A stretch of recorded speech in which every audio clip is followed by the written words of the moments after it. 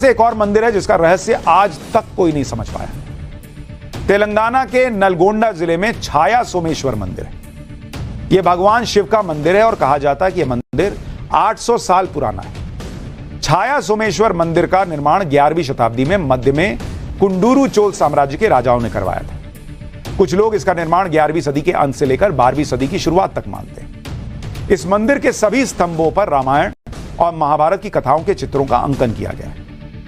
सोमेश्वर मंदिर त्रिकुटालयम शैली में बनाया गया है। मंदिर में 3 गर्भगृह है जो भगवान शिव, भगवान विष्णु और सूरज को समर्पित है।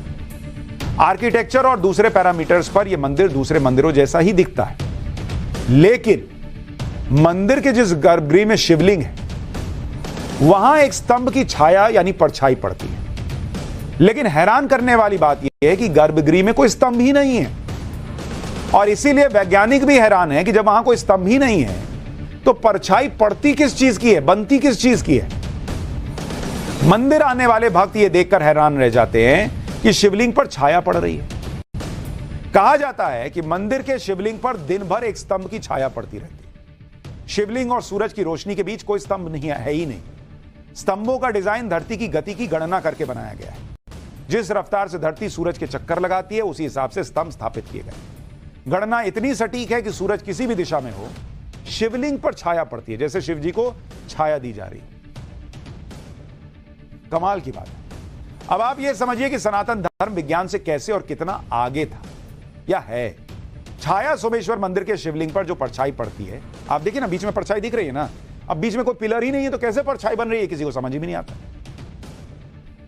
जो परछाई पड़ती है इसका पता वैज्ञानिकों ने लगाया है, जिसके मुताबिक शिवलिंग पर पड़ने वाली छाया विज्ञान के एक सिद्धांत पर आधारित है। वो सिद्धांत है डिफ्रैक्शन ऑफ लाइट, यानी प्रकाश का विवर्तन। अगर रोशनी के रास्ते में कोई अवरोध आता है तो किरणें उससे टकराकर रास्ता बदल लेती है। इसका नतीजा यह होता है कि उस अवरोध की छाया दिखाई देने लगती है। यानी विज्ञान की दृष्टि से देखें तो यह बहुत ही सिंपल सा सिद्धांत है। सूरज की किरणें किसी भी वस्तु से टकराने के बाद अपना रास्ता बदल लेती हैं और उस वस्तु की परछाई दिखने लगती है। लेकिन यहां हैरान करने वाली बात यह है कि डिफ्रैक्शन ऑफ लाइट यानी प्रकाश के विवर्तन के सिद्धांत की खोज 17वीं शताब्दी में कर ली गई, जबकि छाया सोमेश्वर मंदिर का निर्माण 11वीं शताब्दी में हुआ। यानी डिफ्रैक्शन ऑफ लाइट की खोज से करीब 600 साल पहले यह मंदिर बन चुका था।